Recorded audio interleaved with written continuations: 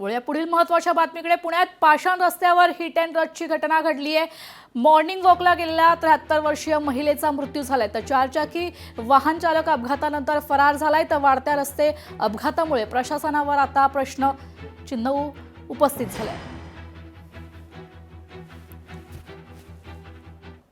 मी आज वर्तमानपत्र वाचलं, अत्यंत दुर्दैवी घटना आहे। परंतु या आधीच कालच सूचना सगळ्या आमच्या त्या संबंधित अभियंत्यांना दिलेल्या आहेत की या संपूर्ण 75 किलोमीटर मार्गावरचे जिथे जिथे स्पीड ब्रेकर होते ते स्पीड ब्रेकर आपण परत तिथं करणार आहोत। याचं कारण असं आहे की काही काही ठिकाणी आता रस्त्या उलट आता करणं जास्त गरजेचं आहे। याचं कारण असं आहे की रस्त्याचा म्हणजे रस्त्याचा सरफेस जो आहे तो अत्यंत गुळगुळीत आणि चांगला झालेला असल्यामुळे वाहन जोरात वेगांमध्ये चालवायचं नागरिकांकडनं होणार आहे। तर अशा वेळेस कुठलाही अनुचित प्रकार घडू नये, अपघात घडू नये यासाठी सगळे स्पीड ब्रेकर ह्या मार्गावरचे पूर्ववत करण्यात येणार आहे। लोकशाही मराठी ऐका, पहा, जागरूक रहा।